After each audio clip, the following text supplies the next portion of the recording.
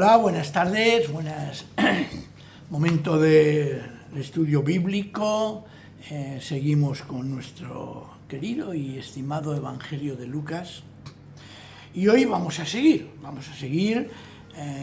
Si recordáis, el sábado pasado hablamos de Lucas, la hija de Jairo, que es curada, sanada, y como aquella mujer que se acerca a Jesús y la hemorragia se le cesa. Hoy tenemos delante, entrando en el capítulo 9 de Lucas, el versículo del 1 al 6. De momento vamos a solo mirar la primera parte, porque considero que se puede dividir en dos. Hay tema interesante, y es ver cómo vamos avanzando. Vemos cómo Jesús continúa con su ministerio anunciando el Evangelio. El Evangelio, evangelión, es la buena noticia de la llegada del reino de Dios. La palabra Evangelio no es una palabra inventada por el mundo cristiano. Cuando una persona se le comunica que tiene que dar una noticia buena a alguien, en tiempo griego, en aquella época se decía: tienes que hacer un evangelión, es decir, tienes que dar una buena noticia. Por lo tanto, la palabra evangelio, repito, no está acuñada por nosotros los cristianos, sino que es tomada del mundo de aquella época. Entonces, significa que Jesús dice que reunió a los 12 y les dio poder y autoridad para expulsar toda clase de demonios y para curar enfermos. Les envió a anunciar el reino de Dios y a curar a los enfermos. Es decir, les envía para que proclamen que hay una buena noticia que ha sucedido, que es ni más ni menos que el reino de Dios está llegando o ha llegado. Pero Jesús eso no lo hace solo. Él tiene la misión de anunciar su presencia entre nosotros. Es precisamente el anuncio de la llegada del reino de Dios, pero Él no lo hace solo. Y por eso se rodea de personas que le siguieron, y Él capacita para que lo hagan también. En nuestra historia que estamos abordando ahora, reúne a los 12, y lo primero que hace es capacitarlos para que la palabra de la llegada del reino vaya acompañada de liberación. Es curioso porque vemos aquí en estos dos versículos, vemos la teoría y la práctica. Y les da, que es el quien lo da, dice el texto, y les dio poder. La palabra griega es dinamis, de ahí viene la palabra dinamita, explosión, fuerza, poder, y autoridad, exousia. ¿Por qué? Para plasmar ese reino en la expulsión de toda clase de demonios y para curar enfermedades. Un anuncio que se plasma en la vida para liberar del pecado, en el fondo, y para liberar de las consecuencias, como se creía entonces, del pecado. Y con esos dones Jesús los envía a predicar el reino de Dios. Lo hemos leído.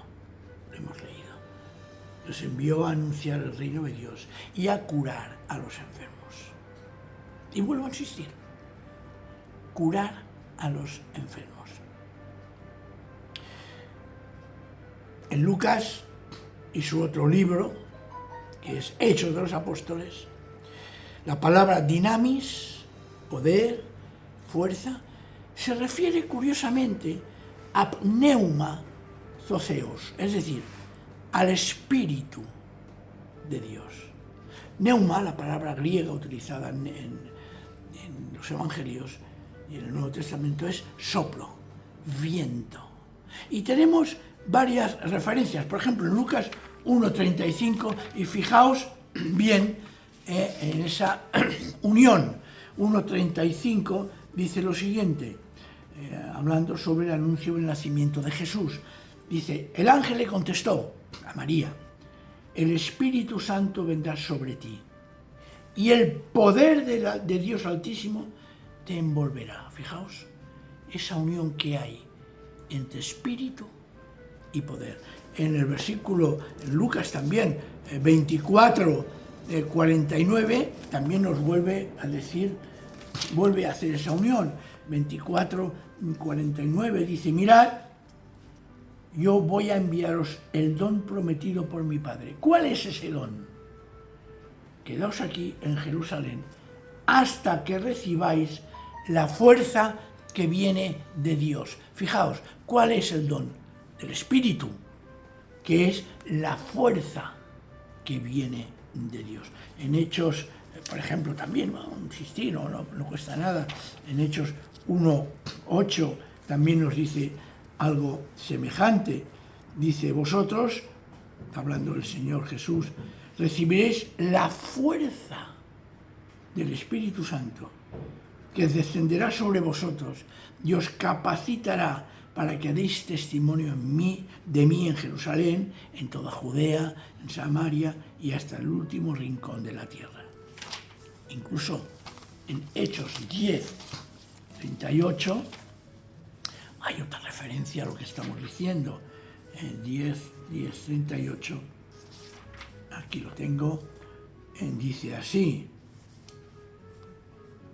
de cómo, dice, está hablando del discurso de Pedro en Cornelio, y entonces dice, ya en el 37 dice, ya sabéis de lo acaecido a lo largo y ancho de todo el país judío, comenzando por Galilea, después de que Juan proclamó su bautismo, de cómo Dios ungió a Jesús de Nazaret con Espíritu Santo y lo llenó de poder, y sigue, de cómo Jesús pasó por todas partes. Es decir, ese espíritu, neuma y dinamis forman una unidad.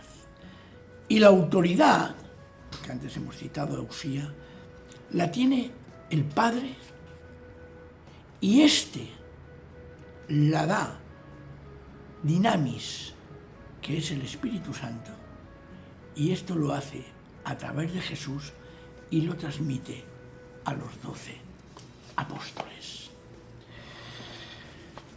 La verdad es que el trabajo que aquí pide el Señor Jesús es enorme. Es enorme. Un trabajo que solo el Señor da la autoridad, y no es para aquellos o aquellas que por una mala interpretación piensan que es para todos igual. No puedes tú ni yo decir que tenemos el poder del Señor si realmente Él no nos lo da. No podemos atribuirnos cosas de parte de Dios que no nos corresponden, porque entonces el fracaso es seguro. Ellos, los 12 apóstoles, son enviados a lugares diferentes de donde están.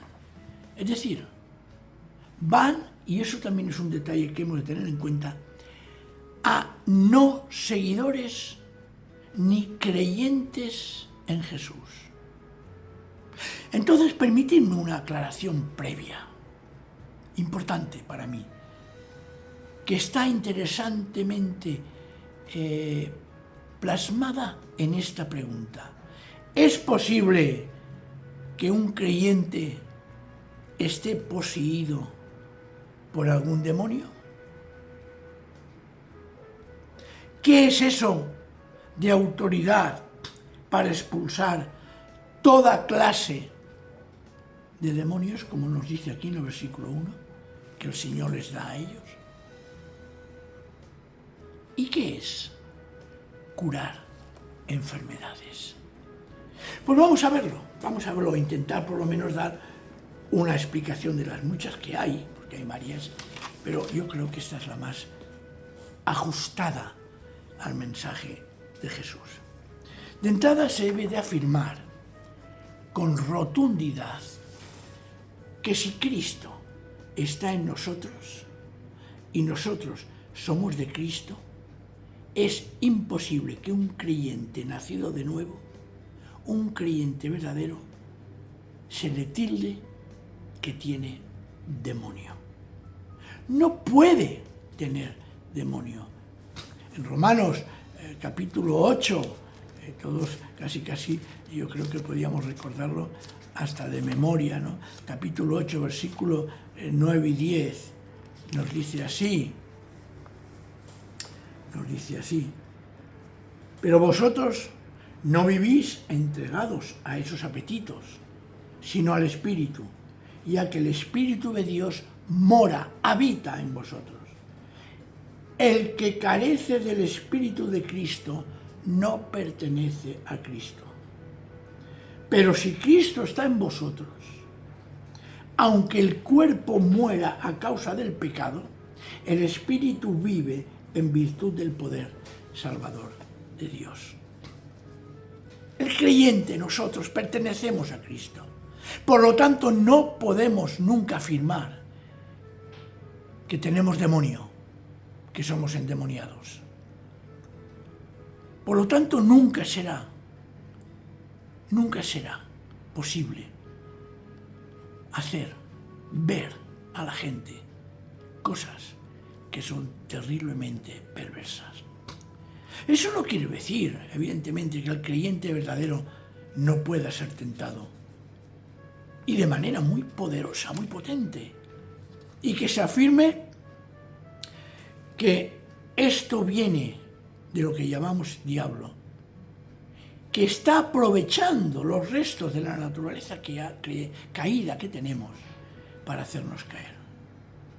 Pero hay los que llaman gente que dice que el creyente puede tener un demonio en él.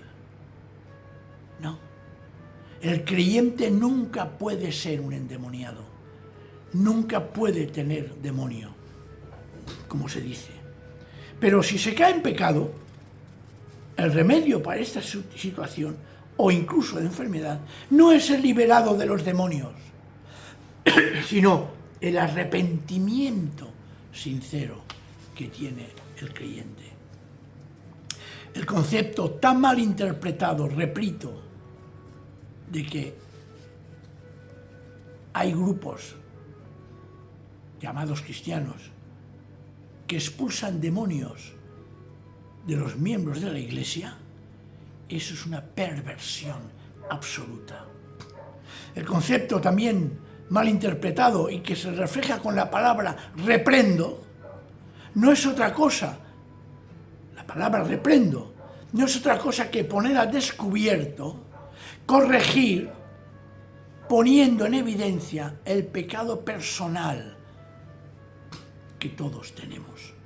No es la expulsión de un supuesto demonio, porque es incompatible la presencia del Espíritu de Dios en un verdadero creyente y la teórica presencia de un espíritu demoníaco. Es interesante y deseo que comprendamos algo importante. Lo que se llama posesión diabólica o demoníaca y los exorcismos, es decir, los ritos, gestos, acciones más o menos con sentido religioso, nunca son mencionados en las cartas de Pablo con referencia al creyente. Los endemoniados, que son así llamados en el Nuevo Testamento, nunca, insisto, nunca son creyentes, nunca se les reprende, ni siquiera se les pide que se arrepientan, ni siquiera se les dice que sus pecados son perdonados. No son pecadores, sino víctimas de algún poder que los domina y que precisan la intervención divina para ser liberados. Sacar demonios es sinónimo de recibir liberación. Y no me voy a meter en que si el demonio existe o no existe. Esto es un tema que ahora, hoy por hoy, no voy a tratar. Pero sí que la consecuencia del acto liberador del Señor es eso, la liberación de aquella persona. En el fondo, es comprender que estas situaciones responden más a adicciones, vicios, desequilibrios mentales, a comportamientos que se las atribuye a entes, a seres externos. A mí me hace mucha gracia, y no es la primera vez que lo digo, personas que de buena voluntad, ¿no? En eso no voy a juzgar, y el Señor me libre de esos juicios, que dicen, es que el diablo me ha tentado y ha podido más que yo, echándole la culpa al ente, a alguien que está fuera de uno mismo.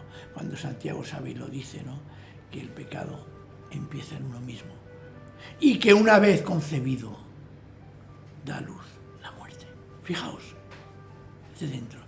A veces nosotros buscamos excusas. Es que yo no he podido resistir. No, perdona, hay que mirarse a uno mismo y no acusar primero a seres externos, porque eso es el método fácil de sacarse las culpas de uno. Jesús lo dijo, que del corazón surge lo bueno y lo malo, y esta afirmación debe de ser central y la que debe de guiar a todas las demás.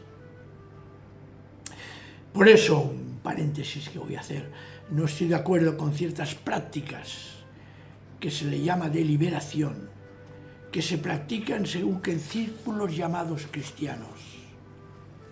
Jesús evita por completo lo que puede parecer teatrerismo, exhibicionismo, espectacularidad. No hizo desfiles delante, ni hizo también desfilar ni mostrar a las víctimas, demostrando que había sido liberados de sus demonios. No lo hizo, ni quiso demostrar y dar valor a su autoridad ante los demás. Incluso algún día hablaremos, porque más adelante Lucas también lo dice, no se lo digas a nadie. No les hizo demostrar ni manifestar su liberación para dar crédito a su autoridad y probar que él tiene éxito. Jesús no dio publicidad cuando liberó de demonios o endemoniados. No hizo publicidad, ni pregonó a los cuatro vientos para aumentar sus seguidores, ni usa ningún ritual religioso, ni oraciones especiales. No enseña sobre métodos de liberación, ni comercializa sus actos, ni cobra por ellos. Todo lo contrario, todo lo da gratuito. Tampoco utilizó esa forma tan vistosa de dar golpes en la frente para que de esa manera las personas cayeran. Eso no lo hizo Jesús nunca. Nunca. Todo lo contrario. Por eso deseo afirmar que lo que necesitamos los creyentes cristianos no es ser liberados de lo que se llaman demonios, de los cuales ya hemos sido liberados por la obra poderosa del Espíritu, al darnos una nueva naturaleza y comunión con Cristo. Lo dice Pablo. ¿Qué comunión tiene Cristo con Belial? ¿Qué comunión tiene el bien con el mal? Si nosotros somos cristianos, si nosotros somos creyentes, si nosotros somos seguidores verdaderos de Jesús, nunca se nos puede tildar de personas poseídas, ni mucho menos hacer esas obras de teatro, esos paripés en la que alguien se cree que expulsa a un demonio de alguien que si está en la iglesia es porque en el fondo empieza a creer en Jesús.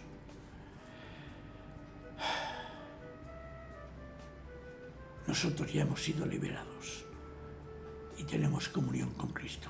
Lo que necesitamos los creyentes, si hemos caído en pecado, es el arrepentimiento sincero.